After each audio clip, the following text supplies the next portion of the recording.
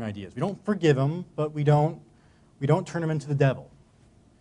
We have to let students wrestle with this paradox of Jefferson. It might make them better critical thinkers because of it. How does that help? Well, what are the problems that we're seeing? Students find history boring and irrelevant. It wasn't engaging. So stop making history this perfect story of perfect people. When you read high school textbooks, they read like one-dimensional comic books. The idea that historic figures were these amazing demigods, students aren't stupid. They know from real life that people aren't perfect, just like we do. When they read these glowing stories of Thomas Jefferson, it insults their intelligence. Who's going to have a positive response to this? Nobody. When you stop whitewashing history and let students see that there are questions, there are question marks, there are shades of gray, you allow them to engage their critical thinking skills and connect with the material. They may hate Thomas Jefferson, they may love Thomas Jefferson, but they're going to have to use their brains and figure out how the person who wrote those amazing words about freedom and equality also wrote what he did about slavery. That's going to be something they're going to have to struggle with. And we can't take that away from them. Teach the controversy. This is another way that we're failing history. There are a lot of historic controversies out there, and some are real, and some are manufactured. But the way that we teach history shields students from any controversy. It's taught like we've already made up our minds and moved on. For students, what could be more dull? Why are they studying something where all the questions have been asked and all the answers are there? Why? So their teachers can cash the paycheck. That's not good enough.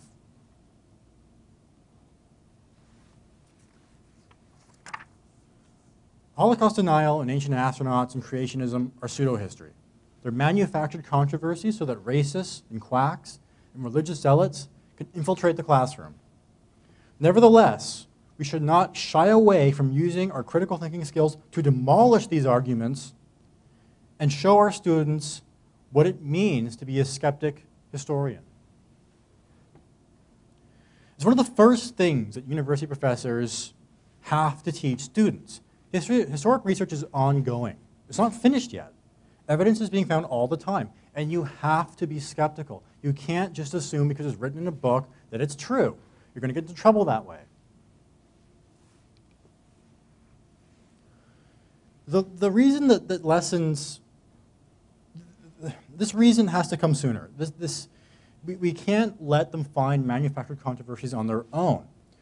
And there are real, legitimate historic controversies that they should be informed about.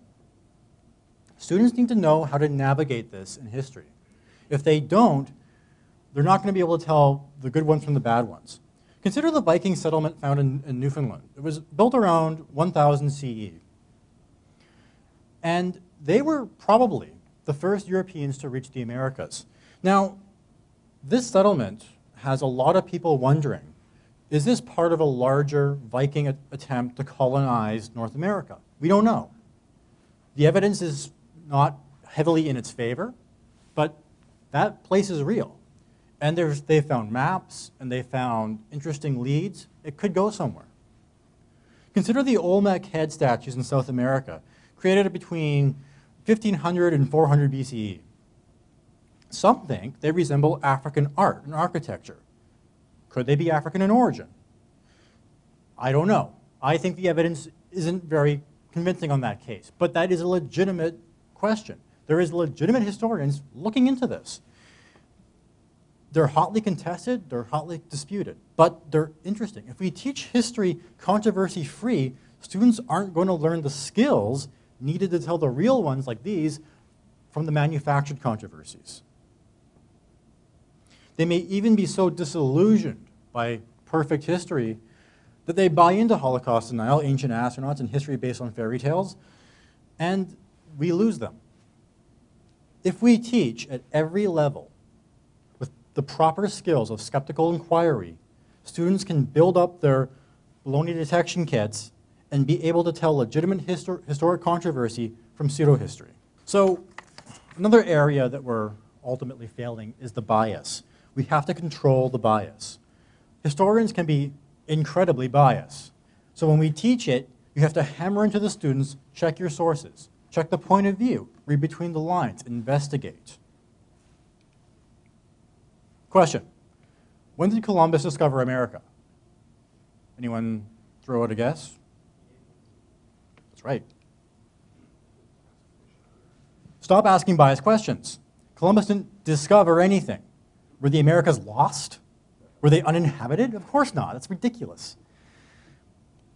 If you are a person of native descent, if you're in high school, you look down at your history test, and the first question you see is, when did Columbus discover America? How is that going to make you feel? You're going to feel marginalized, unimportant, a stranger, an outsider. This cannot be allowed to continue. Here's a pretty common image found in a lot of history textbooks. Now, nowhere in that picture does it say, here are civilized Europeans having dinner with savage Indians. And I bet you it's not in the textbook either. But what this picture does show is fully clothed Europeans having dinner with half-naked natives. What does that say? This is the location of the Iroquois Confederacy. And take a look at that map.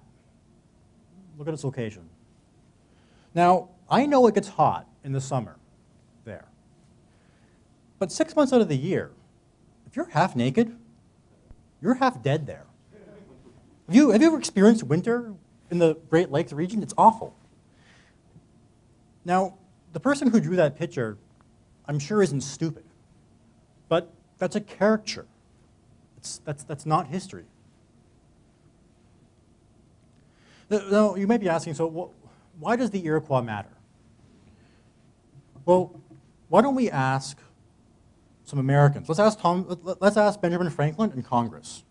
These intimidating quotes say this: "It would be a very strange thing if 6 nations of ignorant savages should be capable of forming a scheme for such a union, and yet that a like union should be impractical for 10 or a dozen English colonies."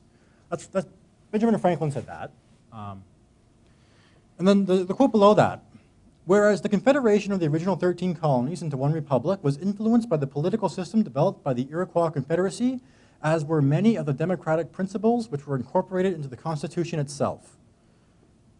The Iroquois were not what we would consider a monarchy. They were closer in many ways to a democracy.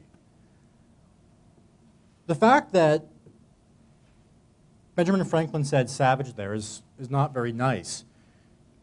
He comes from a culture where a person is given absolute power because a man in the sky thinks that's the best way to do things. The Iroquois thought maybe the best way to run things is everybody gets a vote. Who seems more savage? Not that I'm suggesting that Americans are savage or anything. We need to change perspectives. If we teach students to embrace skepticism and critical thinking, we can begin to show how history isn't just pointless memorization of facts for the sake of it. We can teach them that history is a vibrant and thought-provoking field of study. A lot of what this comes down to is pulling back the curtain on how history is done. Get rid of the textbooks that whitewash history and dumb down complicated issues to avoid controversy. Stop using biased terms and call out racism in your textbook. Be clear from day one in high school how history works and how research is done. Don't wait until university to teach students how to structure an argument or write an essay.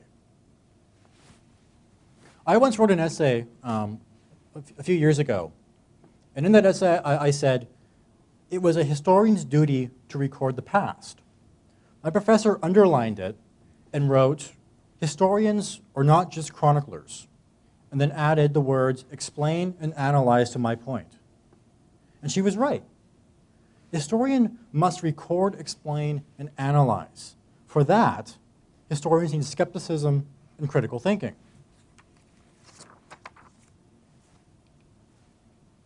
So I have some closing thoughts. Today you saw 2 really fantastic skeptics speak, and not only are they fantastic people because they are, but they're two of the most dedicated volunteers that CFI Vancouver has. And if what they say, and hopefully what I've said, resonates with you, I hope you'll reflect that CFI is built on the skepticism that we're trying to talk to you about today. And if that matters to you, consider supporting us, because unless you do, unless we get the support from the public, because we don't get it from anywhere else, CFI will fade away. And the ideas that we're trying to impart today, they'll stay between us, which is great, but we want to make these ideas reach out to the general public. We want everybody to think about this. Thank you. If you have any questions, I will do my best to answer them.